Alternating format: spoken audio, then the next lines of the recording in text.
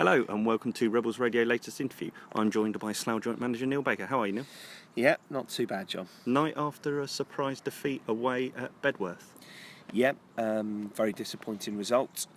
Obviously the game was pretty much, you could say almost lost in the first 7 minutes. We gave away two poor goals. Macca, who's been excellent for us this season, gave a cheap free kick away, and unfortunately his man also scored from the header. And then it was another error from Macca for the second. So, Macca's an experienced player and he's put his hands up, and as I say, that's his first mistakes he's made this season. So we just have to take that on the chin, unfortunately. But it changes the complete complexion of the game. It gives them a real boost and enables them to sort of hang on to it. However, whatever happens, we should have still won the game. Yeah, so a week's preparation pretty much kind of gone in 7 minutes. It was a similar team that you put out to face Cirencester Dorking, obviously held out, kept a couple of clean sheets in those games. Yeah. Disappointed? Yeah, absolutely, because you don't want to concede goals, and as I say, they were cheap goals to give away, and in such an early period of the game, it does change the complexion of the game, and it means that we've got to come out and also when you're 2-0 down, you start going a bit more direct and things like that, because you're trying to get yourself back in the game.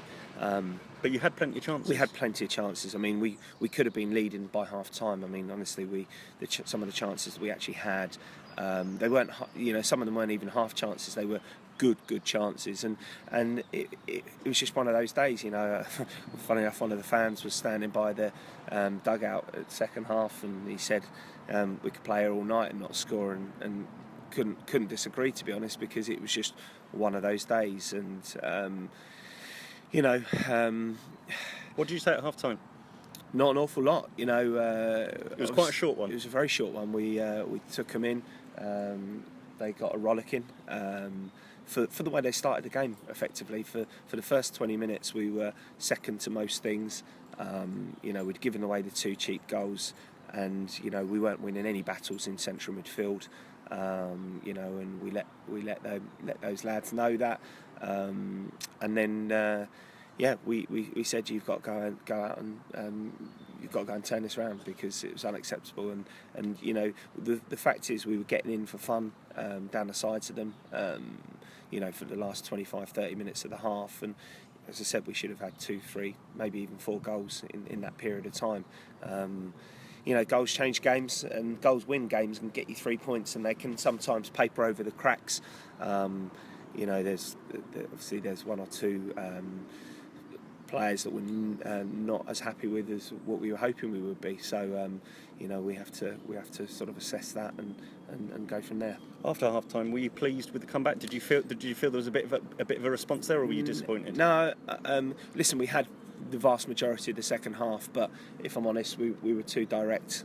Second half, we were chasing the game, and as I said, sometimes when you're chasing the game, you end up going longer, because it's the easy thing to do, to get the ball up front as quick as you can, as opposed to being a bit more patient. I actually felt that we had more chances in the 25-30 minutes of the first half than we did second half. I don't think, we still had chances, don't get me wrong. I mean, Putz has had a free kick after 2 minutes, which keeper's made a good save on, and then Macca's had it's on his right foot, a volley, which if he hits the target, goes in.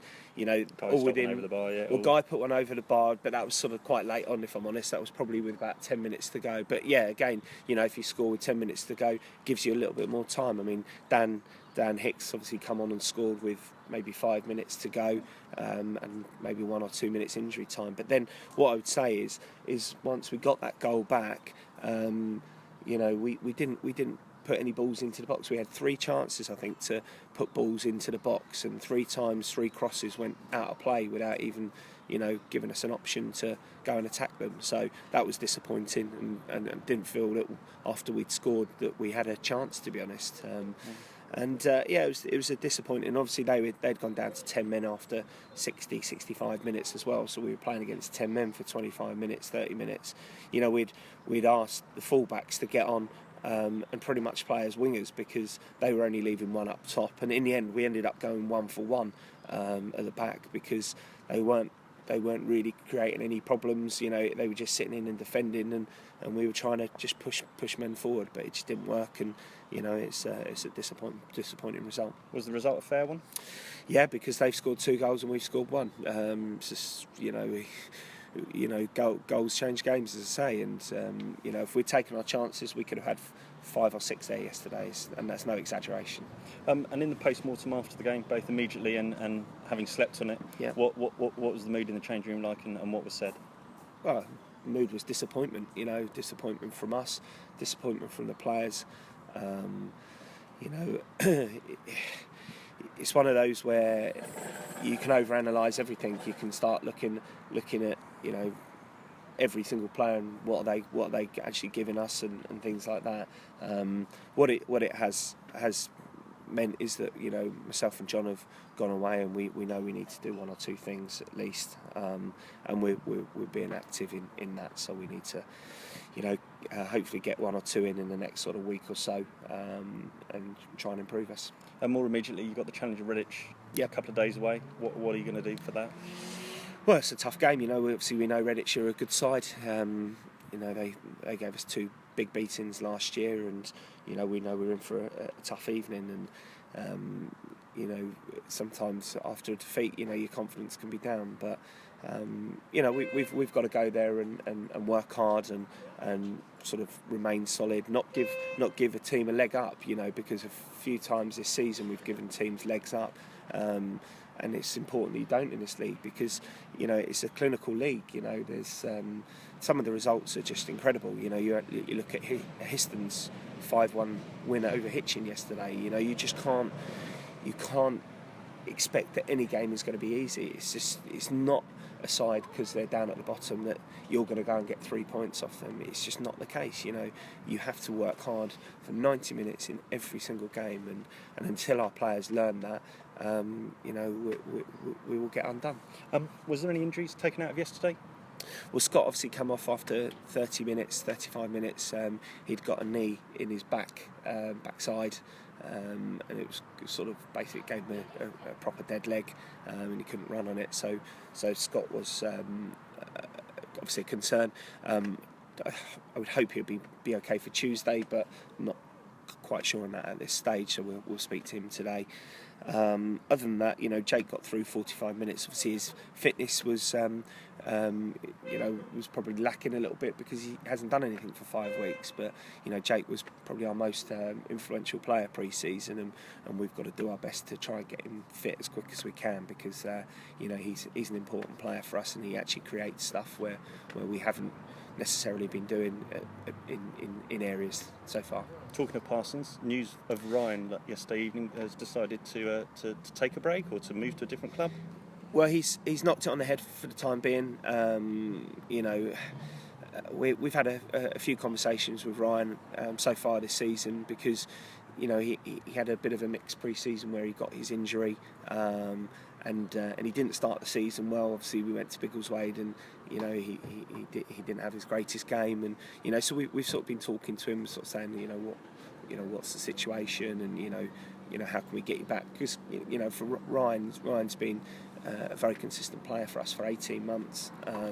He was one of the main reasons why we ended up getting promoted. I think bringing him in was a big reason why we got promoted, and he's just he's had a really poor start to the season by his own admissions, and I think it's got to him. It's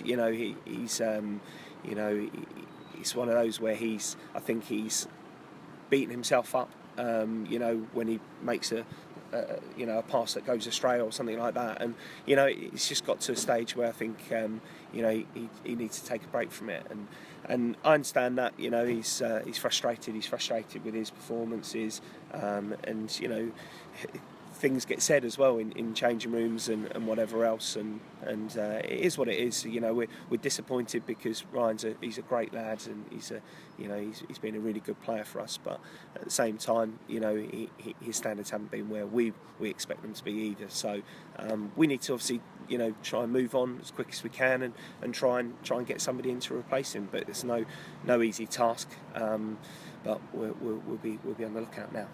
Okay. Well, thank you ever so much for your time. We look forward to Redditch and hopefully a more positive outcome Tuesday night. Yep, definitely. But thank you very much for your time. Cheers, John. Cheers.